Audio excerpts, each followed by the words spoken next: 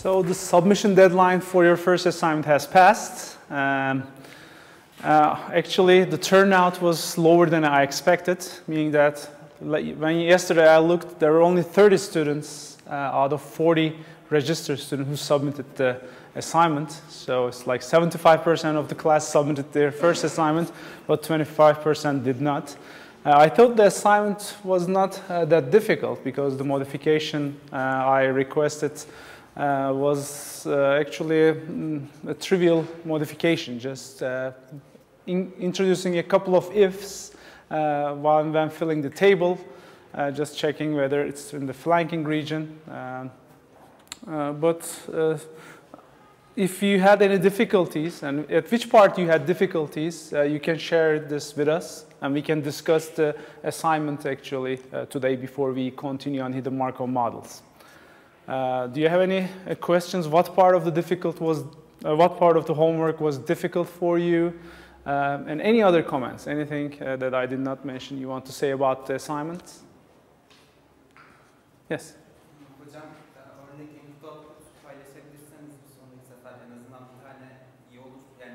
Okay. Okay. So.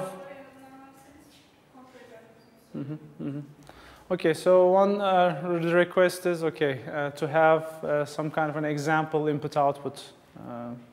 Okay. Actually, you could also have shared this if you had such kind of output. You could have shared such an input-output with your friends in the news group, okay? I mean, because it will not be sharing your algorithm. You may have said that, okay, for this input, I have found this, whether you may share it with your friends. You may discuss in the news group for these as well. But I may do that. I may give some inputs and outputs for the example, because I mean, you always have this doubt whether did you find the correct, whether it's the optimum one or not. You could have tried your program on smaller examples, but still for the long case, still you always have the doubt whether it's working or not. So next time I can provide you some examples like this, example input-outputs for a working program. Okay, any other comments? Yes. Uh-huh.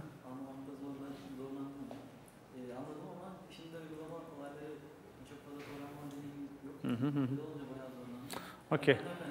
Okay, I see. So yeah, programming.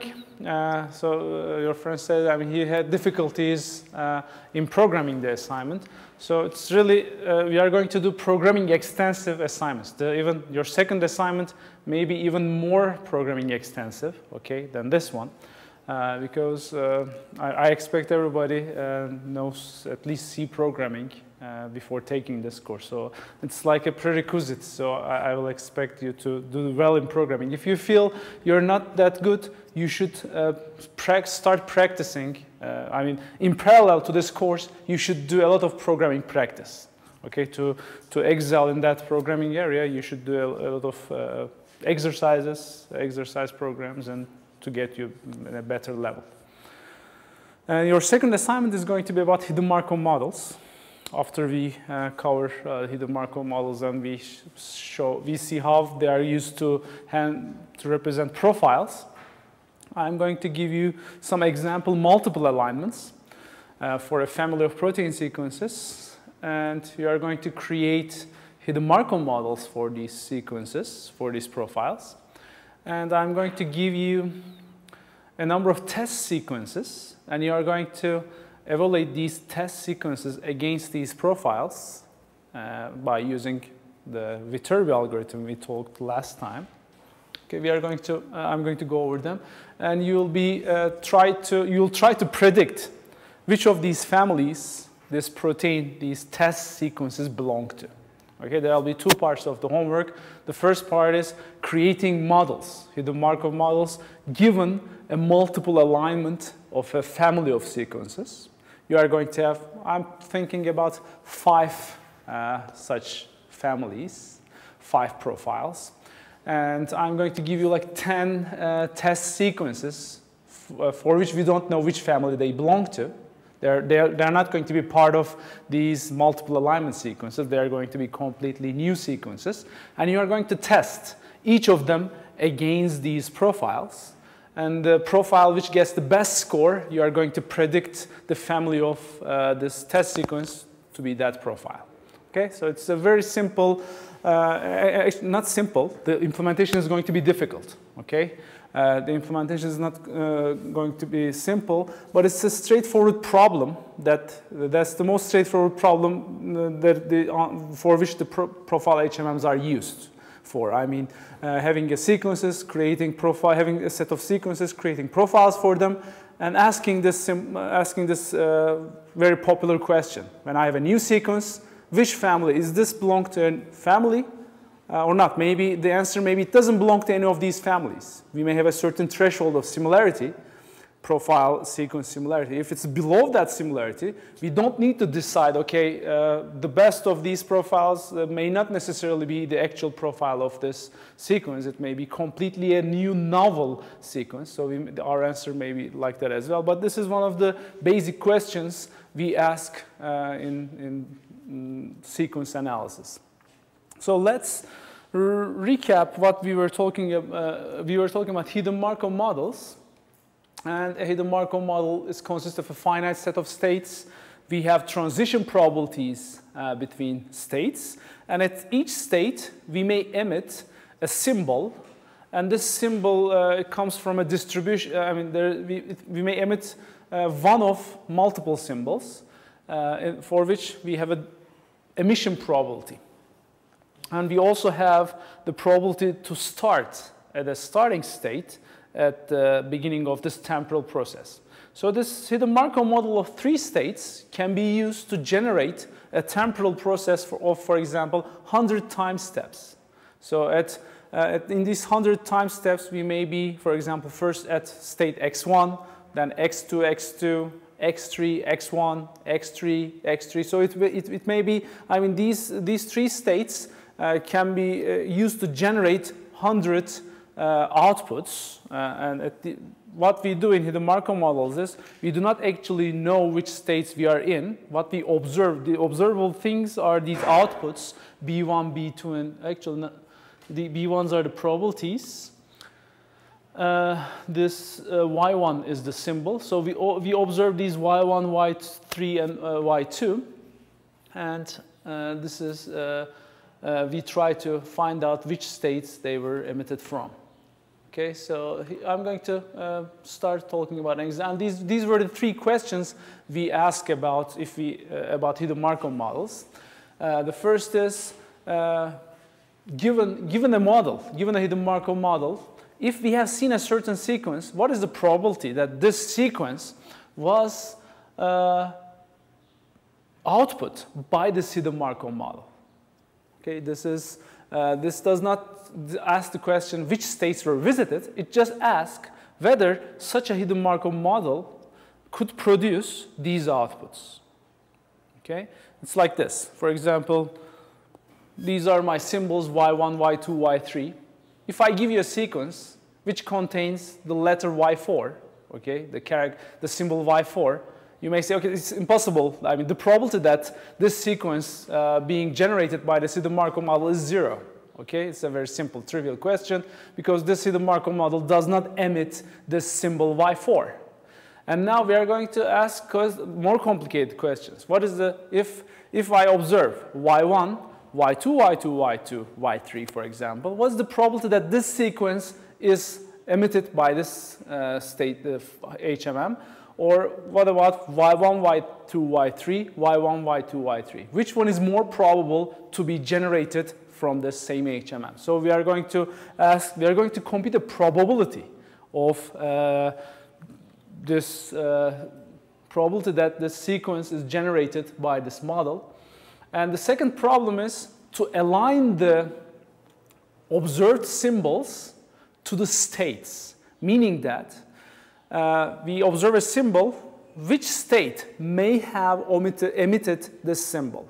Which state may have emitted the second symbol? which state may have emitted the third symbol. So this is like we are aligning these observed symbols to the states of HMM. And again, this is going to be, we are going to use a very similar, we are going to use the same algorithm to solve both the probability problem and the alignment problem. They are, the forward-backward procedure and the Viterbi algorithm are both very similar dynamic programming algorithms.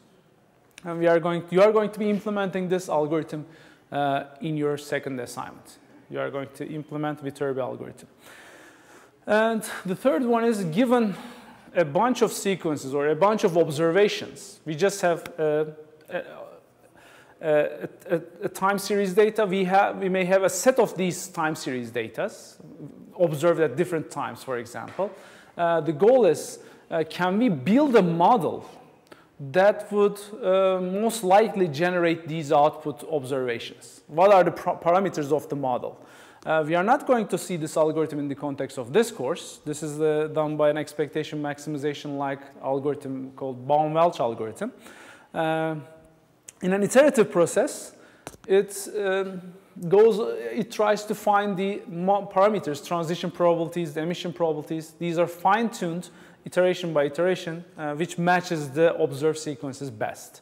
We are going to see another algorithm for creating a hidden Markov model if we are given a multiple sequence alignment. And this is a very easy, the algorithm is going to be very easy. It's not even, just a set of rules. So if we have a multiple sequence alignment, a hidden Markov model, a profile hidden Markov model that corresponds to this multiple sequence alignment can be constructed easily. And this is what you are going to do. The first thing you are going to do in the homework is going to be this.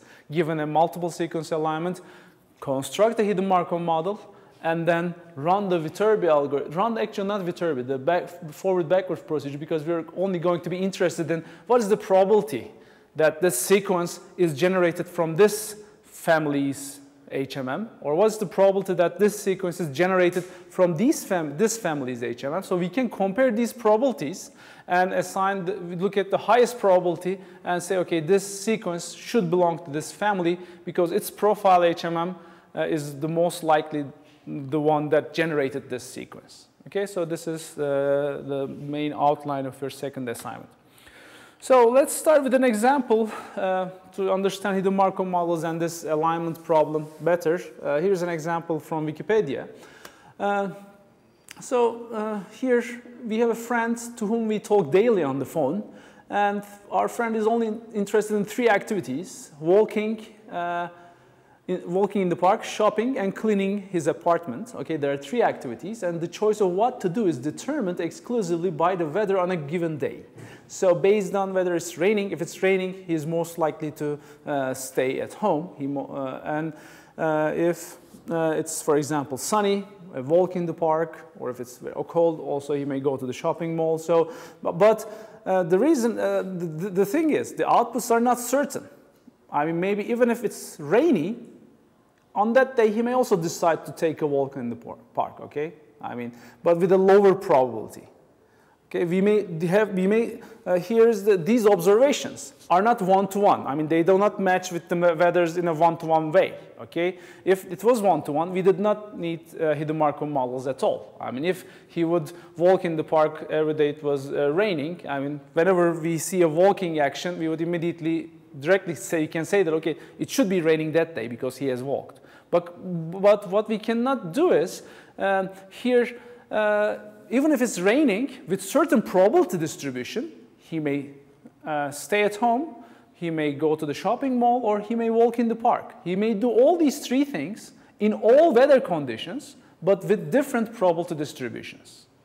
And the goal is, here, now, what we don't observe is that we don't observe where our we know where our friend lives, but we don't look at the weather.com or we don't look at the weather information, and we don't ask the weather information on the phone to our friend, but we ask him what he did that day. Okay, these are the only thing we observe here is the action, what he did in a day, and we talk to our friend for a couple of days, like for a period of 5 days, we talk him on the phone, and for each day we note what he did. Okay, the first day he walked, the second day he shopped, cleaned this apartment, shopped, and walked, for example. Okay, these are the things we observe over a period of 6 days, for example. Now, the question is, looking at this, if we are given a hidden Markov model of this, here the process which caused this output, okay, these are the outputs, walk, shop, clean, shop, weather. So here, the problem is stated like this.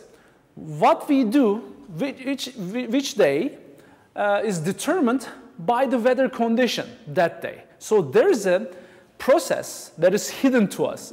It's the weather conditions that day. And that process affects actually the observations directly.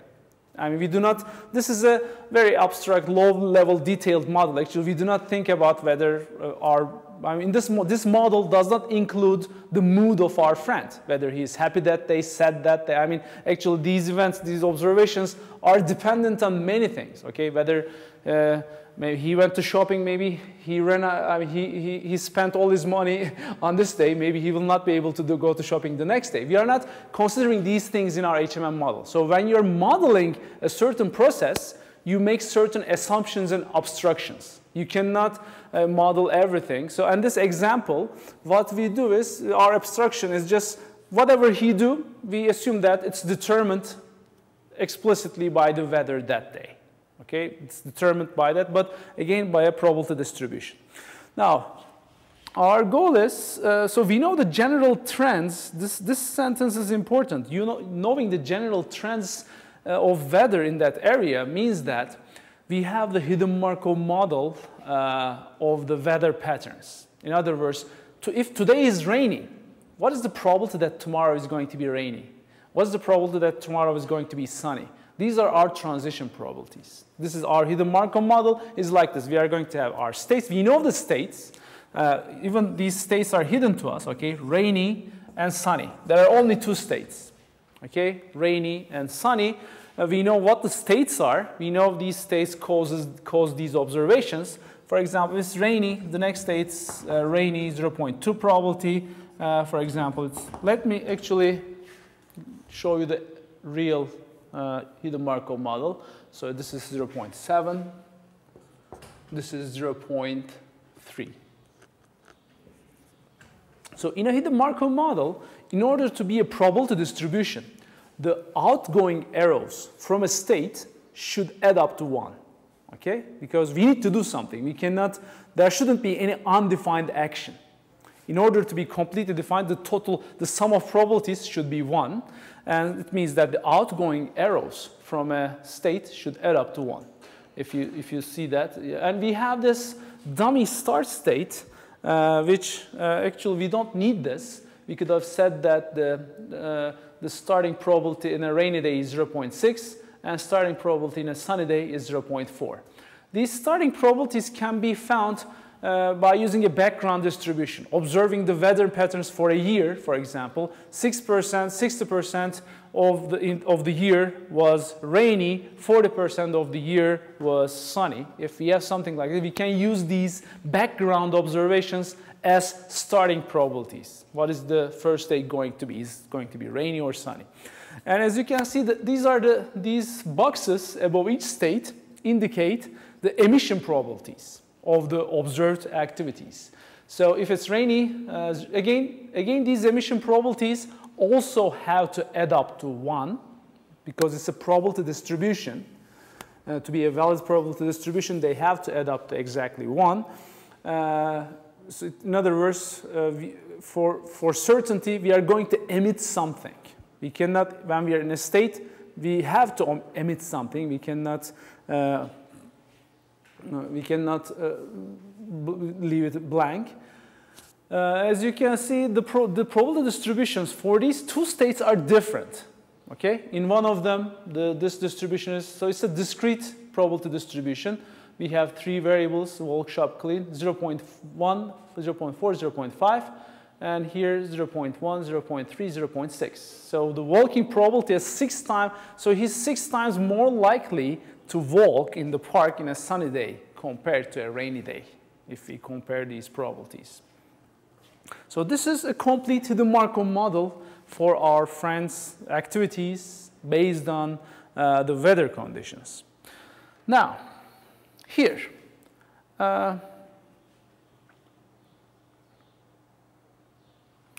what we do is we talk to our friend, okay, for 3 days. Okay, we talk to our friend for 3 days, and we ask him on the phone what he did. He says he first walked, the next day he shopped, and the last day he cleaned. Okay, these are the things we observed. Now, we can, given this hidden Markov model, we can ask 2 questions. What is the most likely sequence of days that could have produced this outcome? This is the alignment of these observations to the states. So we are interested in, as you can see, that there may be more than multiple such sequences which could have produced the same output. There is no single. There may not be a single sequence of states that can produce this. There may be maybe 5 to 10 of them. We are going to see. But what we are asking is, what is the most likely sequence of states? Out of all the sequence of states that could have produced this, which one is the most probable one, most likely one, with the highest probability? This is solved by a dynamic programming algorithm. And the other thing is, what is the probability? The other question we can ask is, what is the probability to observe such a thing from this hidden Markov model? We can ask this question, for example, we can ask this question to find out whether our friend is lying or not, okay? Whether, for example, maybe he moved to another city with a different hidden Markov model, but he didn't tell us that. And he tells us to that, for example, I walked for 10 days, okay? Okay, I walked for 10 days. So you'll be suspicious, okay? Walking 10 days in a rainy city, I mean, because it seems like it's a rainy city, okay, 60%. So are you moved to a more sunshine city, or are you, I mean, the probability of observing this, the second question asks this: what is the probability of observing this from such a hidden Markov model? And in the homework, what we are going to be doing is, we are going to have multiple hidden Markov models representing different things, different protein families, and given a protein sequence, we are going to ask the question, which one of these protein families could have produced this? What is the probability each of them produced this? Now, if we go back to our example, walk, shop, and clean, this walk, shop, clean, for example, rainy could have produced this, okay? Actually, there are, each day we can have 2 of them, so we can write 8 different sequence of states, okay? Rainy, sunny, rainy, sunny, rainy, rainy, sunny, sunny, and 4 other one which start with S, okay? All these 8 states could have produced this walk, shop, and clean outcome. Now, what is the probability to have this rainy? Okay, what is the probability that these 3 states produce this outcome? How can we find that? How can we compute this probability? First of all, what we do is, if it's this R, okay, we start at the rainy state with 0.6% probability, right? Our starting state can be R with 0.6 probability. Okay, this is how we find it from the start state. So in order to compute the overall probability, we just multiply all the transition and emission probabilities one by one. So the first thing was a transition probability. From the start state to go to a rainy state, the probability was 0.6. So 0.6 times, after we get to that rainy state, the probability of walking in that rainy state was what? 0.1. So after you get to that rainy state, if you say you have walked, that's the probability 0.1. And we are going to continue multiplying. From the rainy state, you go to another rainy state the second day. What is that probability? 0.7. And what you do shopping, the probability is 0.4. What did you do? If the third state is rainy, again, the transition to the rainy state is 0.7. And you cleaned, cleaning is 0.5. So the overall probability of having these three states producing this output is this. It's going to be a very small number, okay? Because it's out of all, I mean, these three rainy states could have produced also, you should also think about this, it could have produced this output. It could have produced this output. It could have produced all, we have three to the three different outputs, 27 outputs. So we are dividing the whole probability of 1 among all these states and observations. Therefore, the overall probability of observing these sequence of states is going to be a very small number. Even with this small set of states and a just small sequence of observations, this probability gets to a very smaller number. And therefore, we are going to see getting this number smaller and smaller sometimes causes numerical problems. And we do not usually compute this probability directly, but we use the log of these probabilities, which converts these numbers to larger numbers and larger negative numbers. So if you use the log operation, we will not be dealing with very small numbers. So to solve this first problem, okay, the Viterbi algorithm asks which is the most likely sequence of days that could have produced this outcome. In order to solve this problem exhaustively without using the Viterbi algorithm, what we need to do is we need to evaluate this probability, such a probability, for all of these 8 states, okay? And compare these numbers. The one with the highest probability is going to be our answer. Okay? As the number of states get larger and the number of sequences you observe get larger, it's intractable. I mean, it's going to be very difficult to, there are going to be exponential number of such sequences, and evaluating the probability for all these exponential number of sequences and comparing all of them will be very computationally expensive. Therefore, we need a clever algorithm like the Viterbi algorithm, which is going to do this in polynomial time. Okay, it's going to be the number of observations times the number of time steps times the number of states. Okay, the Viterbi algorithm is going to do is we are going to fill a table again, similar to the alignment, sequence alignment. We are going to fill a table which is number of states times number of sequences. And after we fill in this table, we are going to have this probability. The highest probability sequence will be found by this algorithm. And we can also, now let's think about, okay, we have seen a general example. Now let's think about, go back to our problem. How can we use these hidden Markov models to represent protein sequences? Okay? What is the hidden thing in protein sequences? We have the sequence, this is what we observe, the amino acids we observe there. What can be a model that could have generated these sequences? Just now let's, before going on to this slide actually, let's discuss this together. So, think about this, think about this, observing a protein sequence. And this is our observations. Why do we have that sequence biologically? Okay, why do we have these amino acids one after another? What's the process that have caused these amino acids to be in that order? Okay, if you think about this, each protein has a different function. There are millions of proteins, different protein sequences. Each of them have different function.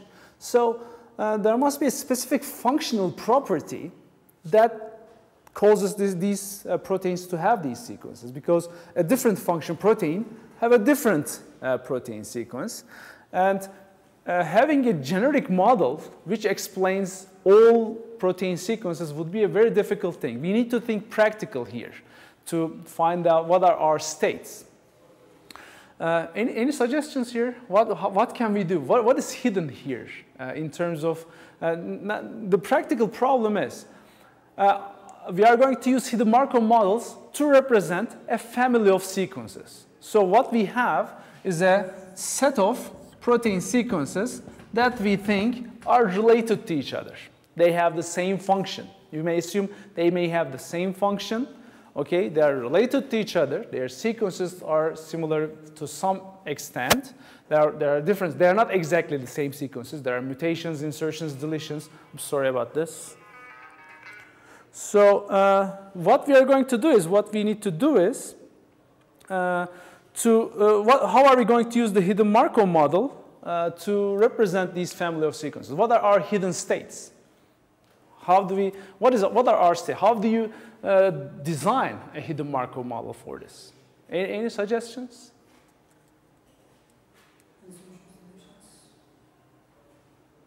Okay, so what do we insertions? So we may have an insertion state and a deletion state, for example. And what else? Or what is so? What is common about these proteins? We need to also consider it. Why are these different protein sequences are in the same family? They are same functions. How do we incorporate this same function idea to the hidden Markov model? What are we going to have as a state?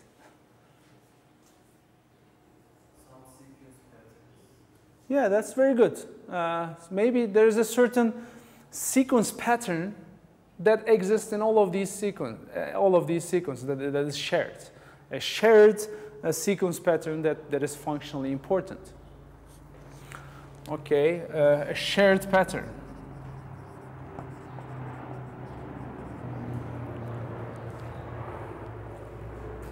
And we may have more than one shared pattern, right? We may have multiple shared patterns, and they may all be different. I mean, one shared pattern may be, for example, 3 amino acids long, for example, MIL. There may be another shared pattern somewhere else, which is CIV, for example. Okay, it's again 3 of length 3, but it's a different pattern. Since these 2 patterns are different, and the patterns we observe are different, if we are going to have states for these shared patterns, they should have different emission probabilities, right? So we should actually have 2 different states for a different shared pattern. Maybe shared pattern 2, shared pattern 1, because they are going to be emitting different patterns. They are going to be emitting different symbols. So actually, we are getting someplace now. Here, now what we need to do is, in order to design a hidden Markov model for a family, what we see here is that we need to study these sequences before actually trying to build this model, to decide how many states are we going to have, okay? In order to find out how many states we are going to have in the hidden Markov model, we need to first analyze how many shared patterns do they have, okay? I mean, before finding that out, we cannot know how many states we are. If we decide on having these shared patterns to be a hidden Markov model, we need to find out how many shared patterns they have. Maybe if we know their functions, we may know these patterns related to these functions. For example, a pattern may be a binding domain. For example, a certain domain may be responsible, a certain sequence pattern may be responsible of binding a specific compound, and it's just shared in all of them. And maybe another part of the same protein may be binding another molecule, another protein maybe this time. By analyzing these things, we may come up with a number of shared patterns. Now, how are we going to tie these together? Okay, so imagine we can use this hidden Markov model is going to be a protein generator for us. Okay, this is the model which generated these proteins. Now, in essence, what we can do is we can use this hidden Markov model to generate other protein sequences which belong to the same family.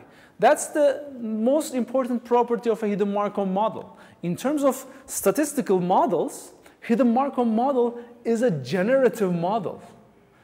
After we model this hidden Markov, after we produce a hidden Markov model that represents these sequences, we can use the same model to generate synthetic simulated sequences which could have belonged to the same family. I mean, imaginary hypothetical proteins, because what you can do is you can start, for example, from a start state by going over the highest probability things. You can simulate the process a number of times. You can say rainy, for example, shop, and then walk, and then go back to rainy, again clean. So you can generate an imaginary process by going over the hidden Markov model, by tossing a coin, for example, each time, by using a Bernoulli trial. Bernoulli trial means that you just generate a random number between 0 and 1, and you check that number against this probability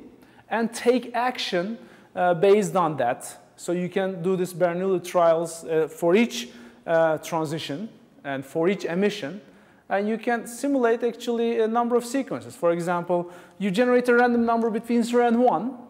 If this number is less than 0.6, you go to this rainy state. If it is greater than 0.6, you go to the sunny state at the beginning. Okay? So you generate another random number. Based on that random number, you can either walk, shop, or clean. If that random number is less than 0.6, you walk. If it's between 0.6 and 0.9, you shop. If it is greater than 0.9, you clean. Okay? So you divide this between 0 and 1 to distribute these emissions or transitions. Okay, based on the outcome, you did something. You throw another random, you generate another random number between 0 and 1. Based on that, you either stay at the sunny state or you go to a rainy state. If you generate like 100 random numbers like this, you can generate like a sequence of length 50. 50 of them used for transition probabilities, 50 of them used for emission probabilities. So you can generate this, and what you generated is going to be a sequence that is likely to be generated by this hidden Markov model. So what we have here for this family of protein sequences is a generative model we can use. And now, okay, how are we going to put the arrows? For example, another important thing here is these shared patterns, they have certain order in the sequence.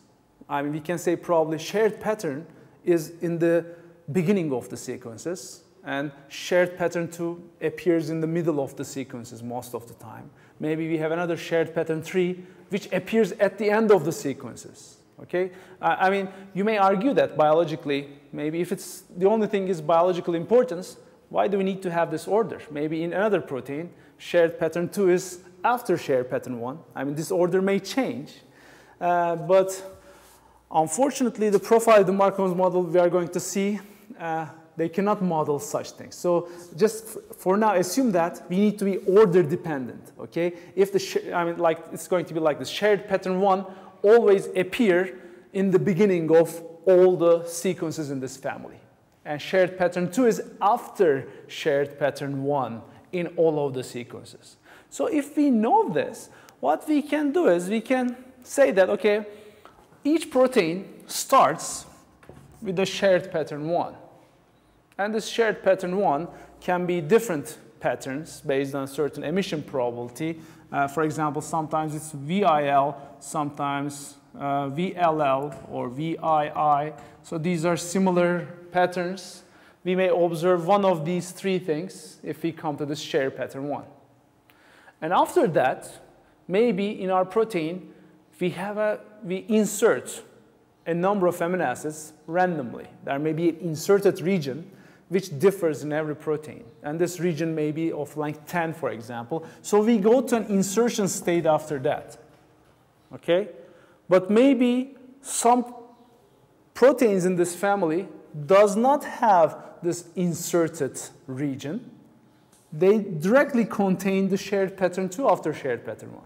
If this insertion region is not that functionally important, maybe by evolution, some of the family members here, it's like this. Let me give you some examples. So shared pattern 1, some inserted region 1, and shared pattern 2.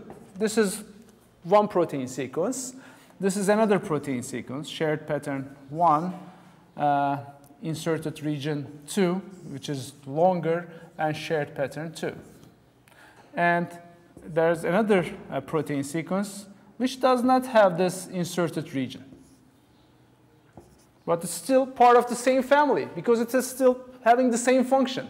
This inserted region is not functionally important. Okay? If these are the functionally important domains, this third protein contains 2 of them, so it's also welcomed as a family member. Okay? So now what we hear is in this generative sequence, a sequence can go from shared pattern 1 without visiting the insertion state. It can go directly to shared pattern 2. Maybe after that, maybe there may be another family member if we believe that. Okay? If there's a protein which contains only one of these domains is also considered a family member if this is biologically correct. Okay? If a protein containing one of these domains is also considered a part of this family member, if one of these shared domains can be missing, maybe, okay, let me do it like this.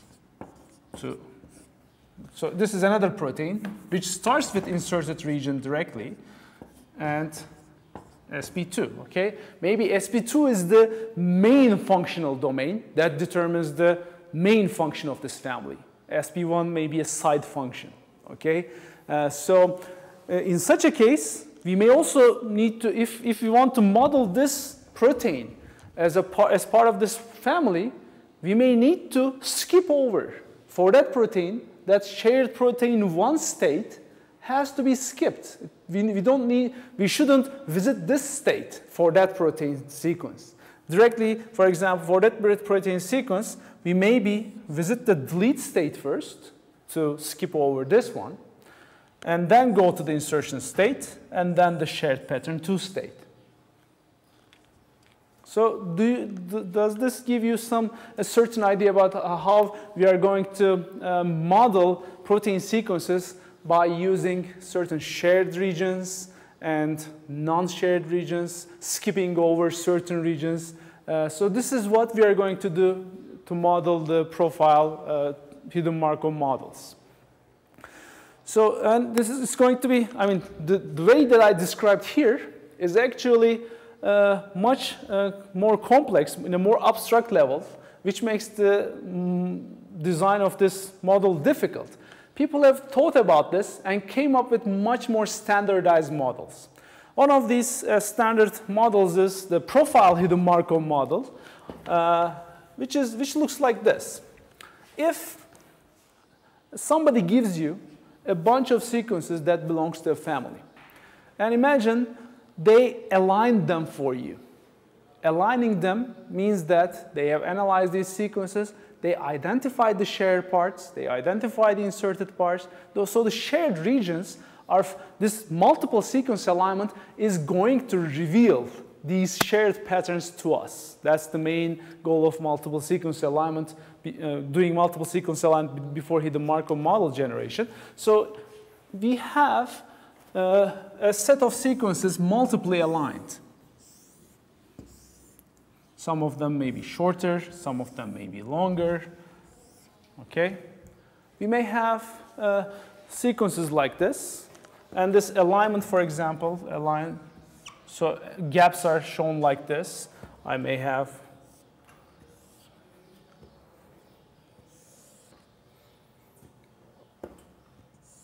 Okay, so this is a multiple sequence alignment. These parts indicate gaps. And there may be certain columns which are shared among all these sequences. There may be certain columns which are shared in most of these sequences. For example, this column is missing in 2 of the family members, but present in a majority of them. So by looking at a sequence alignment like this, by finding out columns of the sequence alignment, which are common in majority of these sequences, we can model a hidden Markov model much easily using a structure like this. Instead of using this general different varying length shared patterns, we can use a structure like this.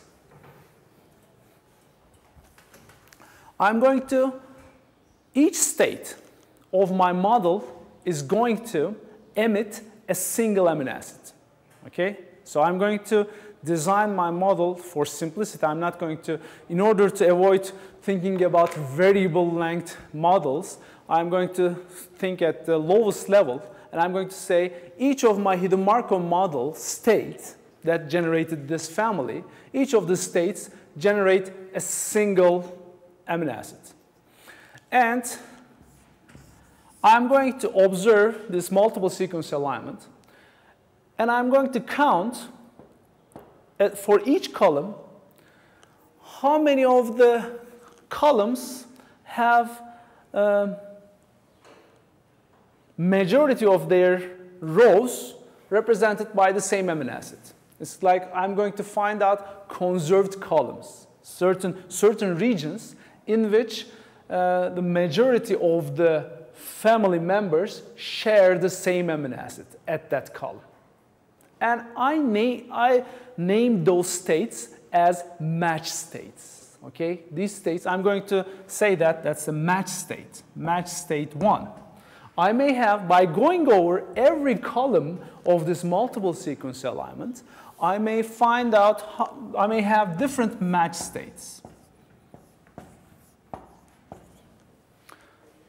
Based on the length of the alignment, so different profiles may have different number of match states. So each match state is going to correspond to a single amino acid region, which is shared by most of the family members. And there will also be regions which, after this matched column, some of the amino acids, some of the proteins may directly go to match state 2. Some of them will go to a state which I'm going to call an insertion state, which will allow you, this insertion state is going to allow you to emit a varying number of amino acids with certain probability. Some of them, some of these sequences, before they go from match 1 to match 2, they may have an insertion region. These insert states, they are going to correspond to insertion regions. They are going to have a self-transition, which means that you can, it's going to have regions. You can emit multiple amino acid symbols at that region. And I will also need a delete state in order to model certain protein sequences in my family which does not have the match state. Okay, match state 2. If match state 2, for example, is not present in one of these family members, in order to have them also be in order to count them as a member of in order to have this probability of being output by this hidden Markov model, in order to not to make that probability 0, I also add what I call a delete state, and whose main purpose is to jump over an intermediate, a certain match state. So this match state, for a sequence in which this match state is missing, that sequence is going to follow this path to generate its sequence. And at the end, so I'm going to have these 3 types of states. And having different number of these states, each of these protein sequences in my alignment, each one of them actually can be traced, can be generated by following a path on this hidden Markov model. This hidden Markov model, unlike this rainy sunny example, the match states are only going to be visited once. If we, I mean, we are going to be going in a direction.